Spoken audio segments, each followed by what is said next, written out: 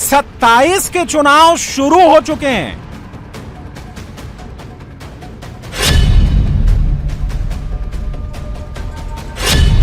प्रधानमंत्री नरेंद्र मोदी ने आज पंजाब में विधानसभा चुनाव का बिगुल बजा दिया।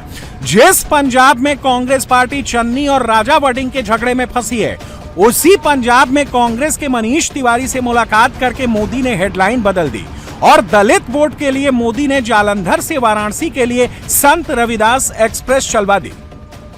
आज जो पार्टी पंजाब में सरकार में है, उसकी ना नीयत साफ है और ना ही वो ईमानदार है। उसकी पहचान ही कट्टर बेईमान पार्टी की है। यूपी के मुख्यमंत्री योगी आदित्यनाथ ने उत्तर प्रदेश का चुनाव शुरू कर दिया है। योगी ने आज यूपी के 3 पॉलिटिकली सेंसिटिव जिलों का दौरा किया और विरोधियों की प्लानिंग को छलनी कर देने वाले 3 अहम बयान दिए। जो लोग डेमोक्रेसी बदल रहे थे, समाजवादी पार्टी और कांग्रेस के लोग, ये लोग जिन्ना के उपासक हैं, ये लोग जिन्ना के अनुयायी हैं। इन्हें जब भी मौका मिलेगा ये आपको बांटेंगे, जाति के नाम पर बांटेंगे, क्षेत्र के नाम पे बांटेंगे, विकास में लूट खसोट करेंगे, अराजकता फैलाएंगे, बेटी और व्यापारी की सुरक्षा में सेंध लगाने का कार्य करेंगे। जिन्ना, गन्ना, दंगा, गुंडा और जहन्नुम, योगी ने एक ही दिन में 27 के यूपी चुनाव को 17 में पहुंचा दिया। योगी 2/3 से संतुष्ट नहीं है, योगी को 3/4 बहुमत चाहिए। 2017 के चुनाव में योगी आदित्यनाथ को 3/4 सीटें मिली थी। 403 सदस्यों वाली यूपी विधानसभा में बीजेपी को 312 सीटें मिली थी। 27 में भी योगी को 3/4 चाहिए। 27 में भी योगी को 300+ सीटें चाहिए। जिन लोगों को दंगायुक्त, गुंडायुक्त, अपराध और माफिया से युक्त बिजनौर चाहिए था, ये वे बांटने वाले लोग हैं जिन्हें जिन्ना पसंद है। हमें जिन्ना नहीं, हमें गन्ना पसंद है, इसलिए गन्ना किसानों के गन्ना मूल्य का दाम भी बढ़ाया है। राहुल गांधी ने उत्तराखंड का चुनाव शुरू कर दिया है। देहरादून के बन्नू स्कूल ग्राउंड में राहुल गांधी ने शक्ति प्रदर्शन किया, जैसे कांग्रेस ने छात्रों की गूंज का नाम दिया। राहुल का कार्यक्रम पहले परेड ग्राउंड में होना था, जैसे लास्ट मूवमेंट में बन्नू स्कूल ग्राउंड में शिफ्ट किया गया। पूरा सिस्टम जो है वो पेपर लीक में इन्वॉल्व है, ऊपर से लेकर नीचे तक। उत्तराखंड में राहुल गांधी का असर कम करने के लिए बीजेपी ने दिल्ली से कोई मेहनत नहीं की। राहुल के लिए धामी ही काफी हैं। इस समझ के लिए उत्तराखंड के मुख्यमंत्री पुष्कर सिंह धामी का देहरादून में अग्निवीरों के साथ संवाद कार्यक्रम हुआ। 4 धाम यात्रा चल रही है, एक रिकॉर्ड 45 लाख का आंकड़ा पार हो गया है। हेमकुंड साहब यात्रा चल रही है, आदि कैलाश यात्रा चल रही है, कैलाश मानसरोवर यात्रा चल रही है। हर यात्रा एक रिकॉर्ड बना रही है। पिछले 4 सालों की अगर मैं बात करूं तो 24 करोड़ से भी ज्यादा पर्यटक हमारे राज्य के अंदर आए हैं, जो अपने आप में एक उदाहरण है। यूपी, उत्तराखंड और पंजाब, उत्तर भारत के इन 3 राज्यों में 6 महीने बाद वोट पड़ेंगे। चुनाव अभी कम से कम 6 महीना दूर है, मगर तीनों ही राज्यों में प्रचार अभी से शुरू हो गया है। यूपी में महाराज जी अकेले मोर्चा संभाले हुए हैं। अखिलेश यादव प्रचार के मैदान में कहीं नजर नहीं आ रहे। राहुल गांधी भी यूपी नहीं जा रहे, क्योंकि यूपी में राहुल को कोई स्कोप नहीं दिखता। राहुल को उत्तराखंड और पंजाब में स्कोप दिख रहा है, इसलिए राहुल उत्तराखंड पहुंचे। इंटरनेट पे, टेलीग्राम पे, सिग्नल पे आपको पेपर मिल जाएगा। 15 लाख रुपए ट्रांसफर करो, आपके फोन पे आपको पेपर मिल जाएगा। ये हिंदुस्तान की एजुकेशन सिस्टम की हालत है। प्रधानमंत्री मोदी ने पंजाब को सेलेक्ट किया। बहुत से लोग कहते हैं कि पंजाब की जमीन बीजेपी के लिए बंजर है। उसी जमीन में मोदी कमल खिलाने के नए प्रयोग कर रहे हैं। चंडीगढ़ में मोदी के मंच पर कांग्रेस के सांसद मनीष तिवारी का होना और मोदी का मनीष तिवारी से मिलना आज की डेट में यह पंजाब की सबसे बड़ी पॉलिटिकल न्यूज है। पंजाब में प्रधानमंत्री ने सीधे काम की बात शुरू कर दी है। आज यहां जो लोग पंजाब की सत्ता में बैठे हैं, ये लोग बहुत घमंड से देश की राजनीति बदलने का दावा करते थे, लेकिन आज इनकी सच्चाई देश देख रहा है। 2-3 दिन पहले ही दिल्ली में इनके एक नेता को अदालत ने दोषी करार दिया है। उस पर दोष दंगे कराने का है, दोष एक पुलिस के आईबी अधिकारी की हत्या का है। चंडीगढ़ में जहां मोदी का कार्यक्रम हुआ वहां 19 में बीजेपी का सांसद था। अभी ये सीट कांग्रेस के पास है, लेकिन कांग्रेस के सांसद मनीष तिवारी मोदी के मंच पर बैठे मिले। मोदी ने पंजाब की दूसरी पब्लिक मीटिंग जालंधर में की। जालंधर पंजाब की हिंदू बहुल सीट है, यहां भी बीजेपी को उम्मीद दिखती है। यानी मोदी ने यूं ही पंजाब का प्रोग्राम नहीं बनाया, पहले सोचा विचारा फिर कदम बढ़ाया। पंजाब में असली बदलाव भाजपा ही ला सकती है। पंजाब को विकसित बनाने का काम भाजपा ही करेगी। पंजाब को आत्मनिर्भर बनाने का काम भाजपा ही करेगी। पंजाब में नया निवेश आए, पंजाब में रोजगार के नए अवसर बने, पंजाब में बने प्रोडक्ट दुनिया के कोने कोने में पहुंचे, ये काम राज्य में बीजेपी की सरकार ही करेगी। 27 का सबसे बड़ा दंगल उत्तर प्रदेश में होने जा रहा है। 27 का यूपी चुनाव 29 के लोकसभा चुनाव का सेमीफाइनल होगा। 27 के लिए यूपी में बीजेपी के कैप्टन योगी आदित्यनाथ हैं। शामली आज से 10 वर्ष पहले लोगों के लिए कोहतुल का विषय बना हुआ था। लोग इस बात को ढूंढते थे कि शामली जिला है कहां। कैराना का पलायन, कांधला का प्लान, एक शरारत के तहत यहां की डेमोग्राफी को बदलने की जो साजिशें हो रही थी, विकास कार्य ठप पड़ा हुआ था।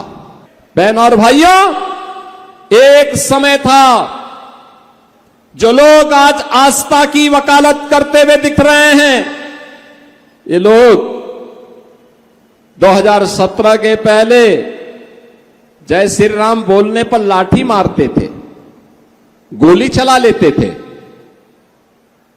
गोली चलाते थे, कावड़ यात्रा को प्रतिबंधित करते थे, श्री कृष्ण जन्माष्टमी के आयोजन को रोकते थे, रामनवमी की शोभा यात्रा नहीं निकलने देते थे। आज कावड़ यात्रा को कोई रोकता नहीं। आज तो शानदार कावड़ यात्रा चल रही है। सुरक्षा सरकार उसके साथ खड़ी है, प्रशासन उनकी सेवा में खड़ी है। 27 के चुनाव में योगी आदित्यनाथ 17 को कैसे रिवाइव कर रहे हैं, इसे समझिए। 17 के चुनाव में जिन्ना मुद्दा था, योगी ने शामली और बिजनौर में जिन्ना का जिक्र किया। 17 के चुनाव में गन्ने की कीमत मुद्दा था, योगी ने गन्ने के दाम बढ़ाने का वादा पूरा किया है। 17 के चुनाव में कैराना मुद्दा था, योगी ने शामली की सभा में कैराना को याद किया। 17 के चुनाव में मुजफ्फरनगर का दंगा मुद्दा था, योगी ने दंगा मुक्त यूपी बनाने का दावा किया। 17 के चुनाव में सपा नेताओं की गुंडागर्दी का मुद्दा था, योगी ने आज कहा कि उन्होंने गुंडों की गर्मी शांत कर दी है। जो हम लोगों ने संकल्प लिया था अपराध और अपराधियों के प्रति जीरो टॉलरेंस की नीति के तहत कार्य करने का, और जो संकल्प लिया था कि माफिया और अपराधी के लिए जगह यूपी की धरती में या तो जेल में होगा या उसको जहन्नुम पहुंचा करके रहेंगे। और बहनों और भाइयों, आज मुझे लगता है जब शामली की खुशहाली को देखता हूं, कैराना के विकास को देखता हूं, थाना भवन के विकास को देखता हूं, लगता है कि हम लोगों के सार्वजनिक जीवन में आना सार्थक हुआ। आज लगता है सार्थक हुआ है। योगी आदित्यनाथ सीरियस पॉलिटिशियन हैं। केवल 28 की उम्र में वो लोकसभा के मेंबर बन गए थे। पिछले 28 साल से योगी सक्रिय राजनीति में हैं और 9.5 साल से यूपी के मुख्यमंत्री हैं। उत्तर प्रदेश में योगी ताबड़तोड़ प्रचार शुरू कर चुके हैं। अखिलेश कहां हैं? अखिलेश यादव प्रचार के लिए निकल क्यों नहीं रहे? क्या अखिलेश 24 के चुनाव की तरह कोई जातीय फंदा तैयार करके बैठे हैं? योगी को इस बात का भी अंदेशा है, इसलिए वो पहले ही तैयारी करके चल रहे हैं। मैं देखता हूं जब दलितों का उत्पीड़न होता है उनके मुंह में फेविकोल लग जाता है, और जब जाति के नाम पर हिंदू हिंदू को लड़ाना होता है तब वह दलित को जाट के साथ, दलित को ब्राह्मण के साथ, दलित को गुर्जर के साथ, दलित को क्षत्रियों के साथ, दलित को वैश्यों के साथ लड़ा करके सामाजिक ताने बाने को छिन्न भिन्न करने का पाप कर रहे हैं। हम सबको इस प्रकार की उस दुष्प्रवृत्ति से जो देश को विभाजित कर रही है, कमजोर कर रही है, उसे सतर्क और सावधान होना होगा।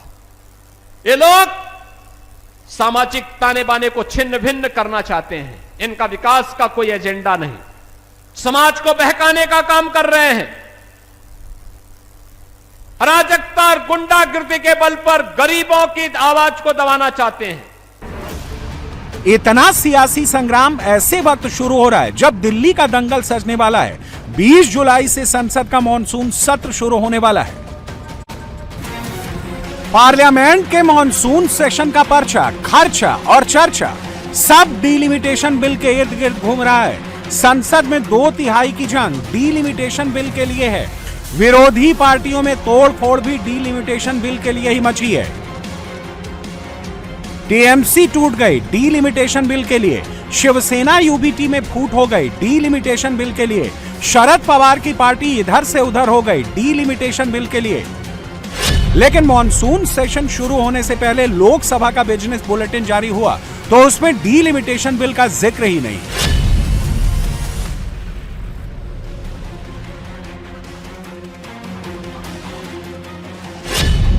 इसमें foreign contribution regulation amendment bill है, जिसे 25 मार्च को लोकसभा में पेश किया गया था।